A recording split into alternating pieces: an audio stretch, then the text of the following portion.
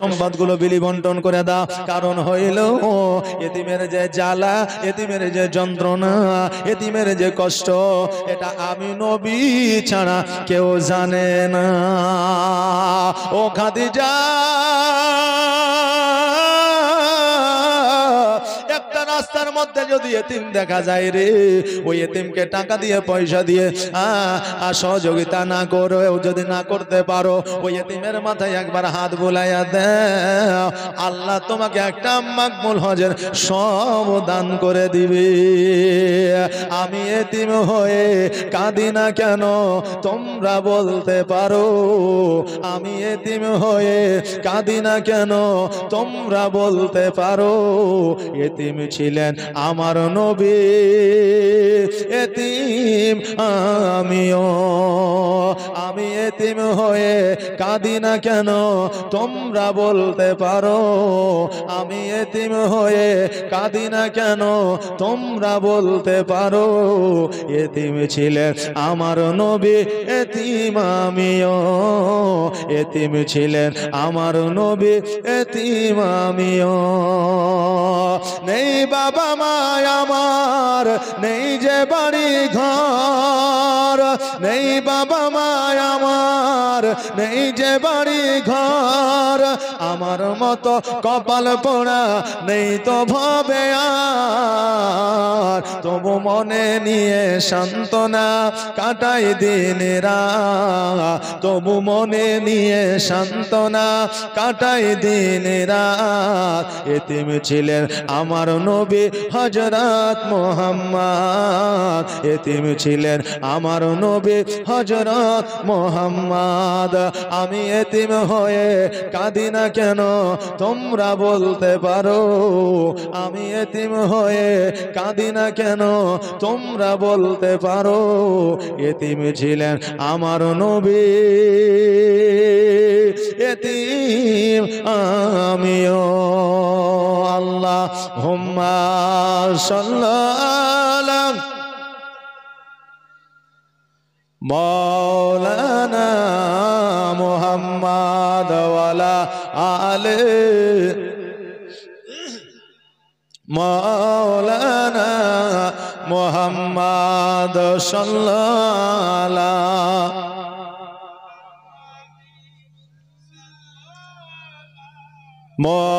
मोहम्मद हरदम ज़बान से निकालो पाक नामे मोहम्मद हरदम शफीआना मोहम्मद। ओ बाबा जी भाईरा, আমার খাদিজাতুল কুবরা রাদিয়াল্লাহু তাআলা আনহা আমার নবীর কথা মোতাবেক আপনার সমস্ত সম্পদ আপনার ফকির মিসকিনদের মধ্যে দান করে দিলে, সমস্ত অট্টালিকা আপনার গরিব মিসকিনদের মধ্যে দান করে দিলে। এবার আমার নবী পাক সাল্লাল্লাহু তাআলা আলাইহি ওয়াসাল্লাম আমার নবীজি আমার খাদিজাতুল কুবরা রাদিয়াল্লাহু তাআলা আনহাকে নিয়ে একটা জীর্ণ কুঠি তৈরি করলে, আপনার খেজুর গাছের ছাউনি দিয়ে একটা ঘর তৈরি করলে। আমরা অনেকেই বলি নবী গরিব ছিলেন, আমার নবীজি গরিব ছিলেন না। কারণ আমার হযরতে আমিনা রাদিয়াল্লাহু তাআলা আনহা ওনার আব্বা জানের একমাত্র আপনার কন্যা ছিলেন। আমার হযরতে আব্দুল্লাহ রাদিয়াল্লাহু তাআলা আপনার হযরতে মা আমিনা রাদিয়াল্লাহু তাআলা আনহা আব্দুল ওয়াহাব জোহরীর একমাত্র কন্যা ছিলেন। আমার আব্দুল্লাহ রাদিয়াল্লাহু তাআলা আনহুর একমাত্র পুত্র আমার নবীজি ছিলেন আব্দুল্লাহ রাদিয়াল্লাহু আব্দুল মুত্তালিব রাদিয়াল্লাহু তাআলা আনহু কাবা ঘরের মুতাওয়াল্লি ছিলেন আমার আব্দুল মুত্তালিব রাদিয়াল্লাহু তাআলা আনহু। তখনকার আমলে উনি একজন বাদশা ছিলেন, সমস্ত সম্পদগুলো আমার নবীজিকে দিয়েছিলেন। কিন্তু আমার নবীজি সমস্ত সম্পদ ইয়েতিমদের মধ্যে বিলি বন্টন করেছিলেন। জোরে বলেন সুবহানাল্লাহ।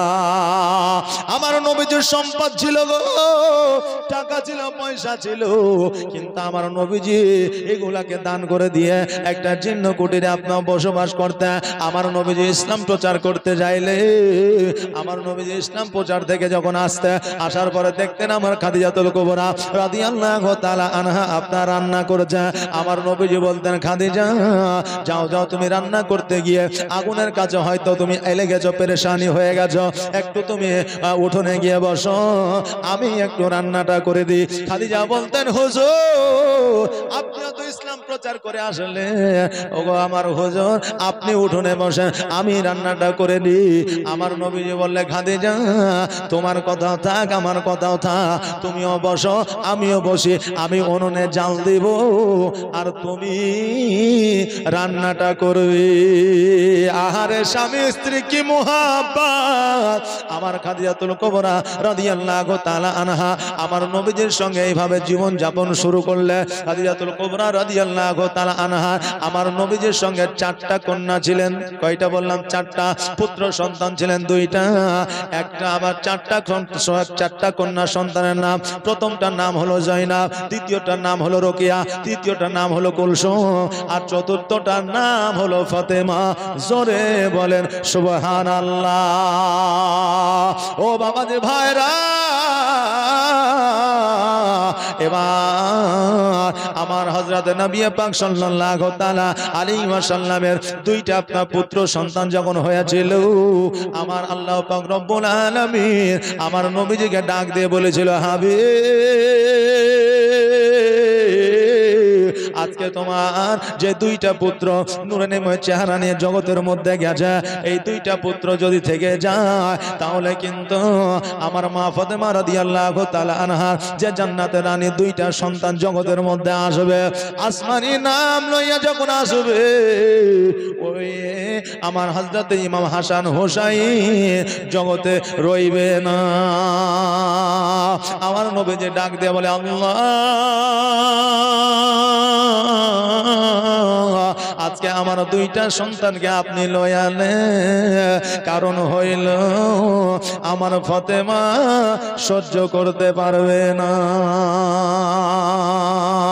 ও বাবাজি আমার ভাইরা মায়েরা গো, আমার হযরতে আমার খাদিজাতুল কুবরা রাদিয়াল্লাহু তাআলা আনহা যখন আপনার শেষ কন্যাকে আপনার জন্ম দিয়েছিলেন, ও বেরাদা, যার নাম ছিল হযরতে ফাতিমাতুজ জোহরা রাদিয়াল্লাহু তাআলা আনহা, উনি কেমন নারী ছিলেন একবার দেখেন।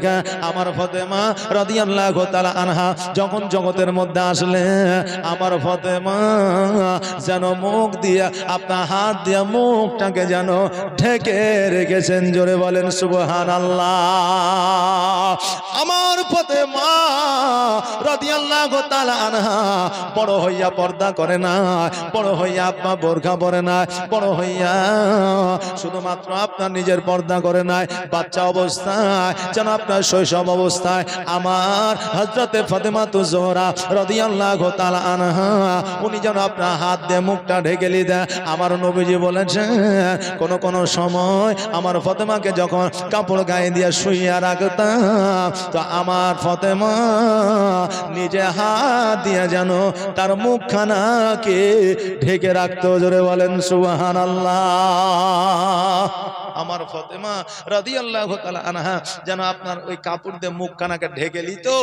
আর এখন বর্তমানে বুঝলেন 25 বছর 30 বছর 20 বছর পর্যন্ত আপনার যুবতী রাস্তায় ঘুরে, বাজারে যায়, আপনার বাড়িতে থাকে, কিন্তু বাবজি ভাইরা আমাদের পর্দার কোনো সিস্টেম নাই। আছে যে পর্দার কোনো সিস্টেম নয়। বেরাদানে মিল্লাত ইসলামিয়া আমাদের একটা সালাম কালামের ব্যাপার আছে। আমরা মুসলমান বাবজি ভাইরা, কিন্তু আমরা আজকাল নিজের কন্যাকে সালাম দিই না, মাকেও সালাম দিই না, বাপকেও সালাম দিই না, স্ত্রীকেও সালাম দিই না। এখন যদি বলে যে হারে ভাই, হ্যাঁ তোর স্ত্রীকে তুই সালাম দিস না কেন? বলে ভাই স্ত্রীকে কি বলে সালাম দেবো, স্ত্রীকে সালাম দিতে লজ্জা লাগে। বলে মাকে, বলে মাকেও লজ্জা লাগে। আচ্ছা সালামের ব্যাপারে কি কোনো লজ্জার ব্যাপার আছে? জি আছে? নাই। আসসালামু আলাইকুম, ও বলবে ওয়া আলাইকুম আসসালাম। সালাম দিবেন, আপনি একে অপরের জন্য প্রার্থনা দোয়া করবেন আল্লাহর দরবারে, তাতে আমাদের লজ্জার তো কোনো বিষয় নাই, তাই না? কোনো লজ্জার বিষয় নাই। বাবাজি ভাইরা, আমার মায়েরা, আমার মা ফাতেমা রাদিয়াল্লাহু তাআলা আনহা ছোট্ট থেকে আপনার বাবাজি বড় হয়েছে, ছোট্ট থেকে আপনার যখন আপনার হাঁটতে শিখেছে, আমার ফাতেমা রাদিয়াল্লাহু তাআলা আনহা জীবনে কোনোদিন আপনার বাড়ি থেকে বাইরে হয় নাই। বাচ্চা ছেলেরা দেখবেন যে আপনার খেলতে খেলতে বাড়ির বাইরে চলে আসে না? বাচ্চাদের বুদ্ধি কম থাকে, এই জন্য কখনো রাস্তাঘাটেও চলে আসে, কারণ বুদ্ধি নাই। ও গাড়ির সম্পর্কে বোঝে না, ও কিন্তু আপনার ভালো সম্পর্কেও বোঝে না, খারাপ সম্পর্কেও বোঝে না। বোঝে একটা বাচ্চা? বোঝে না। বেরাদার, আমার ফাতেমা রাদিয়াল্লাহু তাআলা আনহা হাঁটতে শিখেছে, তবুও যেন আপনার বাড়ি থেকে বাইরে হয় না। একটা মানুষ যদি আপনার হযরত নবী পাক সাল্লাল্লাহু তাআলা আলাইহি ওয়াসাল্লামের বাড়িতে আসতে, তা আমার ফাতেমা রাদিয়াল্লাহু তাআলা আনহা সঙ্গে সঙ্গে যেন ঘরের মধ্যে প্রবেশ করতেন, সঙ্গে সঙ্গে আপনার ঘরের মধ্যে প্রবেশ করে যেতে। আমার ফাতেমা রাদিয়াল্লাহু তাআলা আনহা আল্লাহর জিকির আজকার আপনার ছোট থেকে করতেন, আল্লাহ আল্লাহ আল্লাহ আল্লাহ। শুধু আমার ফাতেমা নয়, আমার ফাতেমা রাদিয়াল্লাহু তাআলা আনহার যতগুলো চুল মুবারক ছিল, ওই চুল মুবারক গুলোতেও আমার আল্লাহর জিকির করতেন। জোরে বলেন সুবহানাল্লাহ। আমার ফাতেমার চুল মুবারক পর্যন্ত আমার আল্লাহর জিকির করতে। এখন বর্তমানে আমাদের মায়েরা চুল ছেড়ে রাস্তা দিয়ে ঘুরে, চুল ছেড়ে দিয়ে রাস্তা দিয়ে ঘুরে। মারে, আজকে তোমার চুলের কি বরকত তুমি তো জানো না, আজকে চুলের কি ক্ষমতা তুমি তো জানো না। আজকে যদি তুমি পর্দার মধ্যে থাকো, আজকে যদি চুলগুলো ঢেকে রাখো, তোমার চুলের মধ্যে আল্লাহর জিকির আসবে। তুমি যদি সেটাও না মানো, তুমি যখন ইন্তেকাল করবে, তোমার জন্য 5টা কাফন থাকবে, তার মধ্যে তোমার চুলগুলো তোমার বুকের উপরে আপনার রেখে দেওয়া হবে। ওই বুকের উপরে যখন রেখে দেওয়া হবে, চুলগুলো দিয়ে তোমার বুক স্থল ঢেকে যাবে। আর ওই চুল যদি কাটো, আর ওই চুল যদি ছেড়ে দিয়ে ঘোরো, তোমার ওই চুলে তোমার পর্দা করবে না। মরতে একদিন হবে রে, মরণকে ভয় করো, কারণ মরণকে যদি ভয় থাকে, আমাদের দ্বারা কাবিরা গুনাহ হইতে পারে না। আমার রাসূল পাক সাল্লাল্লাহু তাআলা আলাইহি ওয়াসাল্লাম বলেছেন, হে আমার উম্মত উম্মতিরা, তোমরা প্রতিদিন প্রতিনিয়ত তোমরা মওতকে 70 বার করে স্মরণ করো। আমার আল্লাহ তোমাদের কিয়ামতের দিন শহীদের দরওয়াজা দান করবে। জোরে বলেন সুবহানাল্লাহ। এখন মরতেই হবে, মরবই তো, মরে যাব তো, এইরকম চিন্তা করলে হবে যে? হ্যাঁ, এইরকম ভাবে যদি স্মরণ করি হবে? মরবই তো, মরে যায়। এখন কোন মানুষটা জানে না যে মরতে হবে না? হ্যাঁ, সবাই জানে যে মরতে হবে, মরবো। এই মরার কথা জানার পরও ইবাদত করে না, কারণ মরণকে ভয় নাই, আল্লাহকে ভয় নাই। বেরাদার, মরতে আমাদের হবে, কিন্তু মরণকে আমাদের ভয় করতে হবে। এই জন্য আমার আল্লাহ পাক রব্বুল আলামিন রাসূল সাল্লাল্লাহু তাআলা আলাইহি ওয়াসাল্লাম বলেছেন, কবরস্থানটা বানাও তোমার বাড়ির পাশে, ঈদগাহটা বানাও তোমার একটু ফাঁকা ময়দানে। কারণ ঈদগাহর ময়দানে তুমি যখন যাবে, এক হাত কলমে 10টা করে নেকি পাবে, তুমি নেকির অধিকারী বেশি হবে। আর যখন বাড়ি থেকে বাহির হবে, তোমার বাড়ির পাশে কবরস্থান থাকবে, ওই কবরটা দেখে তোমার বড় ভয় হবে, কবরকে স্মরণ আসবে, তোমার বাপের কথা মনে পড়বে, তোমার মায়ের কথা মনে পড়বে, তোমার ভাতিজার কথা মনে পড়বে, তোমার সন্তানের কথা মনে পড়বে, তোমার দাদুর কথা মনে পড়বে। আর যখন মনে পড়বে, তোমার মরণকে ভয় হবে। আর তখন তোমার মরণকে স্মরণ হবে। আর তোমার মরণকে স্মরণ হইলে কাবিরা গুনাহ হবে না। কেমন করে স্মরণ করতে হবে একটু বলে দিই। আমার হযরত আলী রাদিয়াল্লাহু তাআলা আনহু যখন নামাজের পাটিতে দাঁড়ায় যেতেন, আমার আলী থরথর করে আপনার যেন কাঁপতে থাকতেন, গা দিয়ে যেন ঘাম ঝরে যেত। এবার সাহাবীরা জিজ্ঞাসা করলেন, আলী রে, আজকে তুমি যখন নামাজে দাঁড়ায় যাও, আজকে তুমি যখন আল্লাহর উপাসনায় আল্লাহর কাছে আত্মসমর্পণ করে দাও, তখন তুমি থরথর করে কাঁপো, তোমার গা দিয়ে পানি ঝরে কেন? আলী বলেছে, শোনো গো, আমি যখন আল্লাহর কাছে নিজেকে আত্মসমর্পণ করে দিই, আমি চোখ দুটো বন্ধ করে নিয়ে যখন নামাজে দাঁড়ায় যায়, আমি মনে করে পুলসিরাতের উপরে দাঁড়িয়ে আছি। জোরে বলেন সুবহানাল্লাহ। পুলসিরাতের উপরে দাঁড়িয়ে আছি, না জানি ডান দিকে পড়ে গেলে সাপ বিচ্ছুর কাছে পড়ে যাব, বাম দিকে পড়ে গেলে কাঁটা খুঁজে পড়ে যাব। এই জন্য আমি থরথর করে কাঁপি। আর আমার ভয়ে শরীর থেকে ঘাম বেরিয়ে যায়। ভয় করলে এইরকম ভয় করতে হবে মওতকে, তবেই কিয়ামতের দিন আমার আল্লাহ তোমাকে শহীদের দরওয়াজা দান করবে। আর যদি মনে মনে বলো মরতেই হবে, মরবই তো, মরে যাবেই তো, এইরকম করলে কিন্তু ওই শহীদের দরজা পাওয়া যাবে না। এমন জীবন করিও গঠন, মরণে হাসিবে তুমি, কাঁদিবে ভুবন। এই জন্য বলছে মরতে হবে একদিনে, তোমায় ভুলে যেও না, হবে মাটির বিছানা গো তোমার আসল ঠিকানা। এ বাড়ি গাড়ি টাকা করি কিছুই রবে না, হবে মাটির বিছানা গো তোমার আসল ঠিকানা।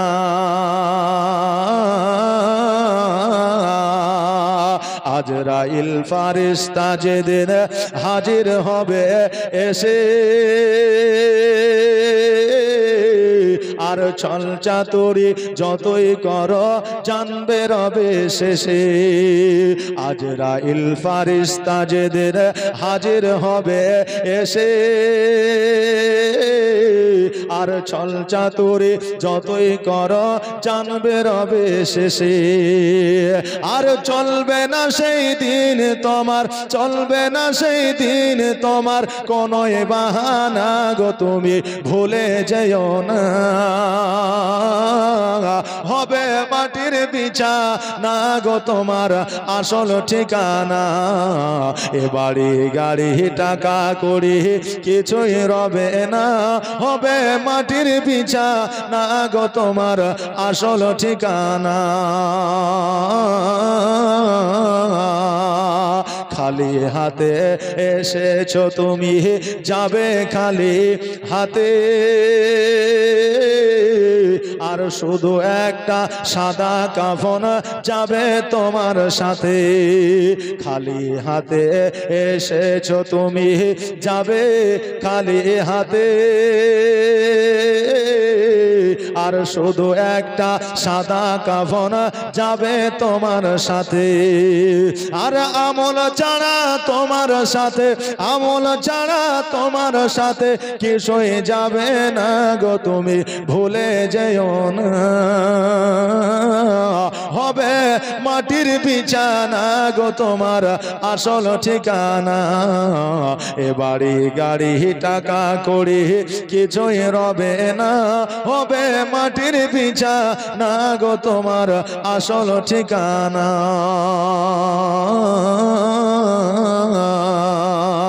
কাঁদবে পিতা, কাঁদবে মাতা, কাঁদবে রে ভাই বোন, আর এসে পাশে বসে কাঁদবে আত্মীয় স্বজন। কাঁদবে পিতা, কাঁদবে মাতা, কাঁদবে রে ভাই বোন, আর এসে পাশে বসে কাঁদবে আত্মীয় স্বজন। আর করবে দোয়া খোদার কাছে, করবে দোয়া খোদার কাছে, মুমিন মুমিনা গো তুমি ভুলে যেও না, হবে মাটির বিছানা গো তোমার আসল ঠিকানা। এ বাড়ি গাড়ি টাকা করি কিছুই রবে না, হবে মাটির বিছানা গো তোমার আসল ঠিকানা।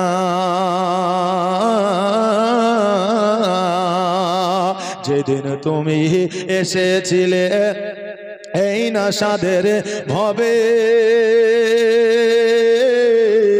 আর তুমি মাত্র কেঁদেছিলে হেসেছিল সবে। যেদিন তুমি এসেছিলে এই নাসাদের ভবে, আর তুমি মাত্র কেঁদেছিলে, হেসেছিল সবে।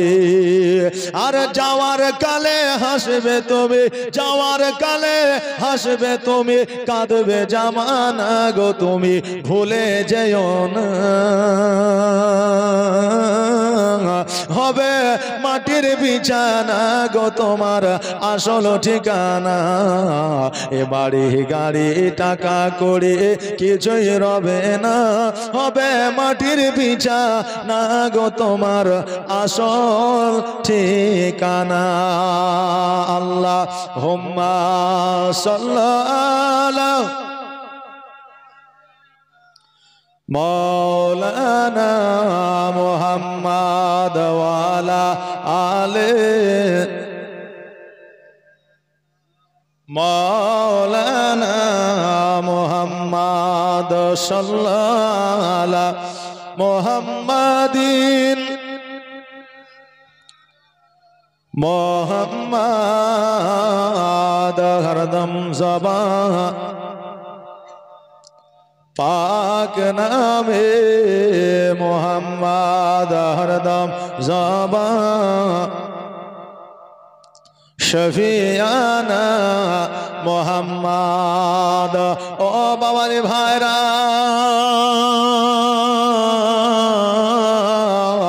আমার ফাতেমা রাদিয়াল্লাহু তাআলা আনহা জান্নাতের রানী, এটা আমরা পরে জানি না।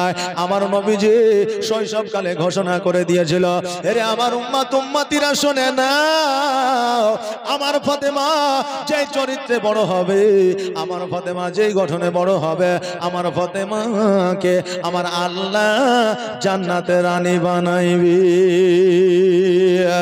এখন শুধু নয়, হযরতে হাওয়া আলাইহিস সালামকে যখন তৈরি করলেন আমার আল্লাহ, তখন হাওয়া আলাইহিস সালাম নিজেকে গর্ববোধ মনে করলেন, আমার চাইতে সুন্দরী মহিলা আর কেউ জগতে নাই, আমার চাইতে সুন্দরী রমণী আর কেউ জগতে নাই, আমার চাইতে বুদ্ধিমতী মহিলা আর কেউ জগতে নাই, আমার মতো জান্নাতি নারী আর কেউ হবে না। আল্লাহর ফেরেশতা জিবরাইল আলাইহিস সালাম বলে, এ হাওয়া, তুমি যে গর্ব করো, তুমি যে গর্ববোধ করো, এই গর্ববোধ করা তোমার জন্য ঠিক নয়। কারণ হইল আমার আল্লাহ তোমার চাইতে রূপবতী গুণবতী, তোমার চাইতে জান্নাতের রানী একজনকে পাঠাইবে।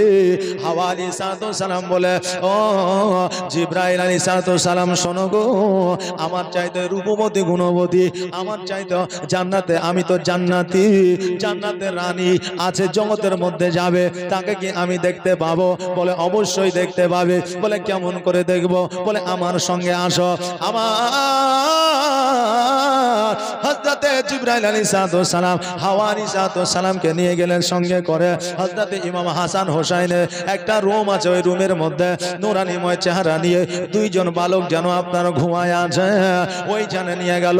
নিয়ে যাওয়ার পরে বলে, এই যে যুবক দুটাকে তুমি দেখতে পাও, এই যুবক দুটা হইল যে জান্নাতের রানী, যে জান্নাতের সর্দারিনী, যার নাম হলো ফাতিমাতুজ জোহরা রাদিয়াল্লাহু তাআলা আনহা। ওর দুই সন্তান ইমাম হাসান ও হোসাইন। জোরে বলেন সুবহানাল্লাহ। বলে আমি এটাকে দেখলাম, তবে আর আমি যে জান্নাতের রানী, ওই জান্নাতের রানীকে দেখতে যাই। এবার হযরত জিবরাইল আলাইহিস সালাম বললে, ও হাওয়া, শোনো রে, আজকে যে আকাশের মধ্যে টিপ টিপ করে একটা নূর, একটা জ্যোতি তুমি দেখতে পাও, ওই নূর, ওই জ্যোতি তোমার আগে তৈরি করা হয়েছিল আর এখনো পর্যন্ত আছে। আখেরে পয়গম্বর মুহাম্মদ রাসূলুল্লাহ সাল্লাল্লাহু তাআলা আলাইহি ওয়াসাল্লাম করে আমার আল্লাহ জগতের মধ্যে পাঠাবে, আর ওরে কন্যা হবে ফাতেমা। জোরে বলেন সুবহানাল্লাহ। ও হাওয়া, শোনো, এখনো পর্যন্ত তোমাকে আমার ফাতেমা রাদিয়াল্লাহু তাআলা আনহার চেহারা তোমাকে দেখায় না, এখনো পর্যন্ত ফাতেমার রূপ তোমাকে দেখায় নাই। এবার একটা ঘর আছে, ওই ঘরের মধ্যে যেন লক করা আছে, লক সিস্টেম, তালা সিস্টেম আছে। এবার হযরতে জিবরাইল আলাইহিস সালাম লকটা খুলে দিলেন। এবার খুলে দেওয়ার পরে বলে, তুমি ভিতরে যাইয়া দেখলে। এবার হযরতে হাওয়া আলাইহিস সালাম ভিতরে গেলেন। যাওয়ার পরে দেখছে, দেখার পরে উনি বাইরে হয়ে আসা বলে, জিবরাইল এই নারীটাকে এই যেন আমার চাইতেও সুন্দর, এই যেন আমার চাইতেও নুরি তাজাল্লাহ এর চেহারায় যেন দেখা যায়। সারা ঘর তার চেহারায় উজালা হয়ে আছে। বলো বলো এই মহিলাটাকে আমার হযরতে জিবরাইল আলাইহিস সালাম বলে, শোনো গো, এই মহিলাটা আর কেউ নয়, এ হলো জান্নাতের রানী ফাতেমা। এতক্ষণ যে তুমি রূপের বড়াই করছিলা, এতক্ষণ যে তুমি গুণের বড়াই করছিলা, আজকে একে জগতের মধ্যে পাঠানো হবে, আর এই হবে জান্নাতের রানী ফাতেমা। জোরে বলেন সুবহানাল্লাহ। হাওয়া আলাইহিস সালামের আমল থেকে জানতে যে আমার ফাতেমা রাদিয়াল্লাহু তাআলা আনহা জান্নাতি। আমার নবীজি জানতেন ফাতেমা রাদিয়াল্লাহু তাআলা আনহা জান্নাতি। শুধু জান্নাতি নয়, জান্নাতের রানী, জান্নাতের সর্দারিনী। ওই আমার মা বোনেরা, আজকে আমার ফাতেমার সঙ্গে যদি জান্নাতে যেতে চান, ফাতেমা রাদিয়াল্লাহু তাআলা আনহার চরিত্রে চরিত্রবান হয়। আজকে ফাতেমার জীবনীটা একটু ভালো করে শুনালে, আর ভালো করে শুনা নেওয়ার পরে ফাতেমার মতো করে চলাফেরার চেষ্টা করুন। দেখবেন কাল কিয়ামতের দিনে আমার ফাতেমার সঙ্গে আপনি জান্নাতে যাইবেন। আমার ফাতেমা রাদিয়াল্লাহু তাআলা আনহা যখন আপনার শৈশবকালে 7 বছর 6 থেকে 7 বছর বয়স, তখন কিন্তু আমার নবীজিকে খাওয়ার জন্য আমার ফাতেমা বলতেন, জোরে বলেন সুবহানাল্লাহ। আর এখন যদি আমাদের বেটিরাকে বলে বাড়ি একটু পানি দিতে, বলে তুমি জেলে হোগা না জি। এখন যদি বলে যে মা একটু পানি দে তোরে, মা কত সুন্দর করে কত মিষ্টি করে বললে, বলে তুমি যাইলি এলো। আমি এখন মোবাইল দেখছি, গেম খেলছি, ফ্রি ফায়ার খেলছি। এখন মেয়ে ছিল ফ্রি ফায়ার খেলে, জানেন? কালকে এক জায়গায় জালসায় গেছি, বুঝলেন? হ্যাঁ, সুবহানাল্লাহ মাশাআল্লাহ। তো গাড়ি নিয়ে পার হচ্ছি, তো এখান থেকে আপনার ওই গেট পর্যন্ত যত যুবক আছে সব যুবক লাইন দেয়া বসে রাস্তার ধারে মোবাইল নিয়ে যা শুধু ধাই ধাই ঢাস ঢুস আওয়াজ করছে, বুঝতে পারলেন? সব গেম খেলছে। কি অবস্থা একবার দেখেন। এখন মোবাইল নিয়ে বসে গেলে ওকে যদি বলা হয় যে কাজ করো বেটা, অমুক জায়গাতে তোমার বাপ আছে, তো লাহারিটা দিয়ে এসো, খাবারটা দিয়ে এসো, ও বুঝলেন জীবনও যাবে না। আরে ও তো দূরের কথা, এখন 5 থেকে 6 বছরের যে ছেলে এগুলো আছে, তারা এত কার্টুনের ভক্ত। এই দেখেন টম আর জেরি আর আপনার মোটু পাতলু, এইসব কার্টুন যে তারা দেখছে, বুঝলেন? তো এর জন্য তারা খায়ও না পর্যন্ত, খাবার প্রতি কোনো চাহিদা নাই, কোনো ইন্টারেস্ট নাই। এখন মা ভাত মেখে নিয়ে রেডি করে নিয়ে বলছে বেটা খেয়েলে, ও মোবাইলে দেখছে, বেটা খেয়েলে মোবাইলে দেখছে। এখন যখন মা বলছে তোর কানের উপর মায়ের উপর চড়, তাড়াতাড়ি ভাতটা খেলে, তো মোবাইল ছাড়ছে না, মোবাইল দেখছে আর বলছে দাও খাবার।